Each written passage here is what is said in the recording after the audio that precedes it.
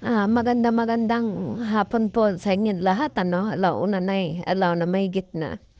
Magandang hapon sa mga loyal Chrisnatics at sa mga team Chris na diyan ano. Kahit na saan team, kahit sa team ni Sir PB, magandang hapon po sa inyong lahat. Andito po tayo at magbigay ng reaksyon at opinyon doon sa mga tao na nagsasabi na walang utang na loob itong si Chris na. Ayan nga po, no, sinagot na kanina ni Bebe Labs ang yung mga akusasyon ninyo na keso kung hindi dahil kay Sir Paul ay hindi siya nakilala. Diba? Na sinabi naman niya na talaga namang yung nung nakilala siya, talagang kusang loob niya. Nung sinabihan kasi siya ni Sir Paul na, gusto mo ba magtrabaho sa akin? Ang alam ko noon, kasama sa bahay, parang kasambahay ganun. O di ba hindi na siya dalawang iisip, talagang pumayag siya kasi nga gusto niyang kumita at may padala sa kanyang pamilya. Sabi nga niya, hindi naman niya alam na ganun ang kahihinatnan. Pero grateful pa rin siya sa narating niya kasi pinagpagura naman niya yon.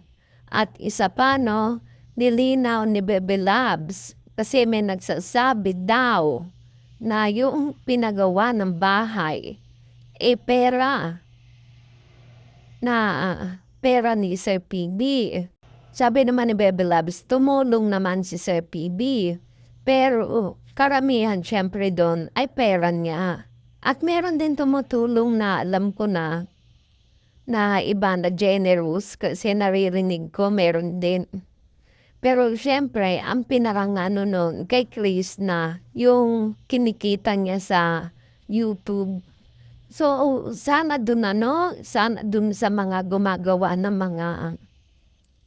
mga masasamang salita,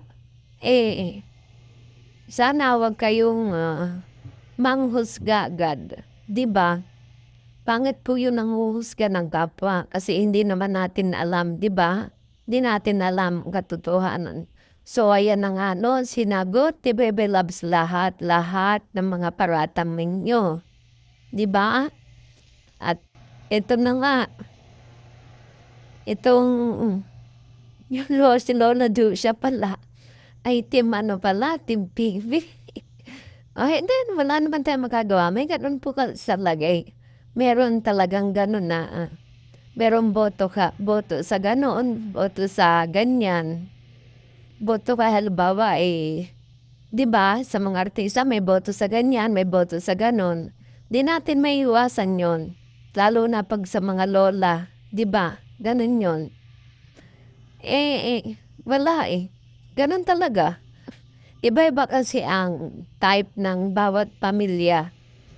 'Di ba? Meron team A, meron team B. Ganon.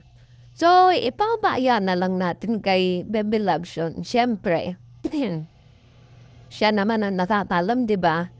Siya ang nakakaramdam kung sino ang kanyang magugustuhan. O, 'di ba yun siguro Lola Dusha ano lang. Alam naman natin na generous din si Sir PB. Ganun talaga mga lola. 'Di ba? May lola din na kung ganyan pero palibhasa wala naman ako maibigay. So, ganun lang. Mabait si lola ko. At ito nga magbasa nga tayo ng kasi medyo may tampo itong si Bebe Love sa kanyang lola. Ano lang yun, family. Parang ano lang yun, tampo lang yun. Hindi naman yung personal na Ito, magbasa tayo ng comment. Sabi niya, hello, Princess Chris na. Princess talaga.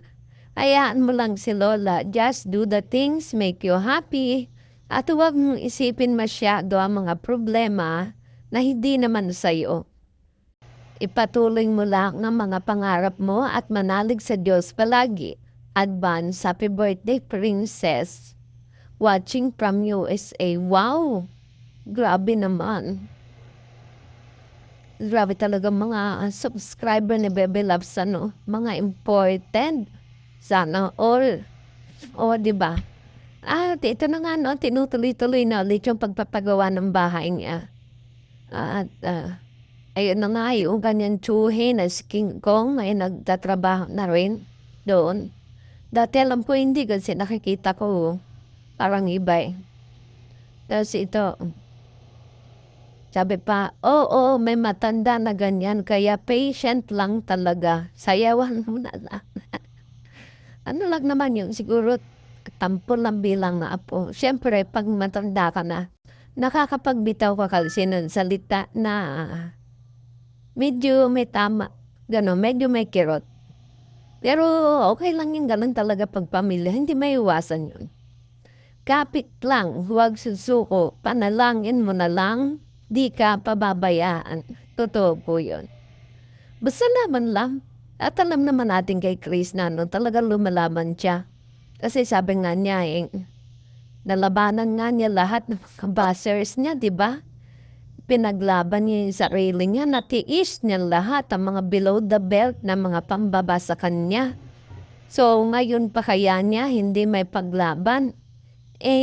Kumikita na siya talaga at nakikita na niya yung mga ginawa niyang paglaban sa mga bashers, di ba? Ayan, nakakapagtayo na nga siya ng bahay, di ba? Kaya darating ang araw, yung mga bashers na yan, nga kayong lahat. Tingnan ninyo pag natuto yan si Bebe Love sa social media. Tingnan nyo lang yan. At ito pa, no? Normal lang na may hindi pagkakaunawaan sa family. Totoo po yan, katulad ng sabi ko, normal lang po yun.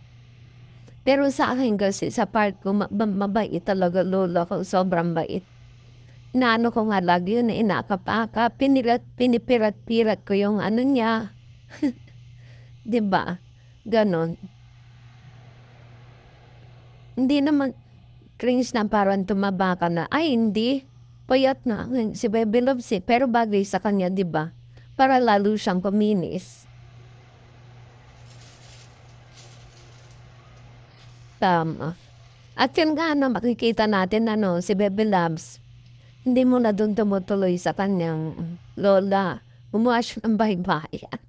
Nagbabahay-bahayan ka ba, Bebe Loves? Di ba? At siguro naman ano naman na naman, nag-ayostorbo na naman ako mga alaga. Siguro naman malapit yun sa mga tsuhin niya. So, meron agad siyang backup. Kung sakasakali na may wakwak. Diba, wakwak lang naman. Sa probinsya, hindi ka naman matatakot ng mga wakwak lang yung katatakutan mo dun, diba? Ganun lang. Tapos ito pa. Pinagpala ang anak na mapagbigay sa magulang. Sana habaan mo pa ang pasensya. Totoo po, sinabi naman niya na mahal niya. Mahal niya, ganyang pamilya. Lola niya, mahal niya. Kaya nga, diba, sinasamahan niya. So wala tayong pag-aalala doon. Tampo lang yun. Tampo lang yung bilang apo. Gano'n naman yun. Tama yan, Chris. Kahit ano mangyari, lola mo pa rin yan. Tsaka bata, nag-uulyan na yan. Pero may naririnig ako na meron minsan gano'n na matanda. Pero wala pa akong na-experience. Naririnig ko lang. Kasi lola ko mabait. Kasi talaga siya kahit yung lolo ko. Super bait. Grabe. Naalala ko noon talaga. Nung lolo ko sa probinsya, sa Batangas, pumunta kami sa tiyahing ko. Sabi niya, ang habaan na ng nilakad namin. Grabing haba na. Hindi pa doon kami nangangalaghati. Yung pala nandun na mismo. Di ba malulaw ko minsan yung mga lola at lolo. Diba? Tapos pag mga lolo at lola, ang daming kwento. Super daming kwento. Ganun yung lolo ko. Nung World War II, kinukwento niya yun. Kaya masarap din na may lolo at lola. Sarap. Pero meron gano'n talaga na meron ako naririnig na gano'n pero bihira lang. Kasi hindi talaga ako experience na nabait kasi talaga. Naiyak din ako habang pinapanood ko 'tong vlog mo. Always be patient and humble yourself. Ingat ka lagi anak. God is watching over you. Bait naman ito ni madam. 'Di ba, sobrang bait niya. Magpalakas ka lagi. Laban lang bebe, ganun lang ang buhay at huwag kalimutang magdasal para gabayan ka lagi. Love ka namin. 'Di ba? May mga lola na ma-pride, ang gusto nila matutunan palagi. Magtiyaga ka na lang, i-pray mo siya at mag one-on-one kayo, kamo istorya. Ano lang yun, siguro tampo lang yun, hindi naman walang yun. Sa kasi yun tumira siya talaga dun Tsaka nakita naman natin nun 'di ba na minahal niya, nagtampo lang yun, baka nakarinig lang siya ng salita na talagang medyo kumirot, 'di ba? I gets ko na po, okey lang and please, gusto niya kasi si Sir Paul, 'di niya maintindihan ang mga nangyari. Kasi nga may nabanggit kanina si Bebe Loves na talagang boto daw yun kay Sir Paul. Sabi ko nga ganun talaga 'pag mga may edad na meron silang mga manok-manok, yung kung sino ang gusto, ganun lang. Pero siyempre tayo pa rin masusunod, si Bebe Loves pa rin masusunod dun. Lalo na't 'di ba nabibigyan lagi ni Sir PB ng yun, ng allowance o 'di ba? Gano'n, yung 'pag matanda. Kahit ako gano'n, 500 nga pumapatol ako, hindi joke lang. Oo, 'di ba ito pa, matanda na daw, wala yun, tampuhan lang yun. Tampo lang yun, hindi yun kasi gano'n na nga, okey lang yan, dami mo ng pinagdaanan, diyan ka pa rin natatayo pa rin. Kaya nga, do'n ako natuwa dun sa baybahayan niya. 'Di ba nagbaybahayan siya mag-isa lang. Tapos sa mga dingding niya mga plywood at saka mga tarapal. Nakakatuwa naman si Bebe Loves. Ano imo anto? Ito marami rin bumabati na dito na advance happy birthday. Well, Bebe Loves, advance happy birthday talaga. Hi Krishna, 'pag ang tao ibinababa ka, hayaan mo lang. Iwas ka na lang. Ang Diyos na ang bahala sa'yo. Magpakumbaba ka na lang. Pray ka na lang para malagpasan mo yan. Yun. Masanay ka na dyan sa mga buzzer. Mga hinayupak na buzzer. Galit na galit dito si madam. Ayan mo na yan, ganun talaga. Hindi man maalis yan palagi. Merong problema pero wag makalimot sa Diyos. Sabi nga, maliit, malaki, problema. Chinese. Diba may umiiyak dito? Oo. Kung umiyak madam, ano lang yun? Tampururot lang yun. Magpasama ka ng pinsan mo dyan bantulog. Meron naman po siguro, sa tingin ko magkatabi lang ng bahay yun na Ate Maymay. Diba? Good morning, Bebe Love. Meron nagsabi dito, punta ka na lang sa BB House. Meron pa rin talagang sabagay sululado siya meron pa rin talaga na supporter at subscriber si Bebe Loves na talagang umaasa pa talaga sa Chris not Pao. Joke lang yun po sa Chris Pao. Spoiled ang tawag. Gusto nila matutunan. Diba? Marami pa rin dito. Bago ka matulog, mag-pray ka lang kay God, walang masamang elementong lalapit sa'yo. Hingi ka ng guardian na angel. So baka wakwak yung sa kanya. Kaya na ba na ni Bebe Loves sa wakwak? Siyempre si Bebe Loves baser nga Ngayon nilalabanan niya, wakwak pa, habulin ni Bebe Loves yun. 'Di ba? Masaya na yung ano, yung sabi ni Bebe Loves, ano lang yun, tampururot lang yun.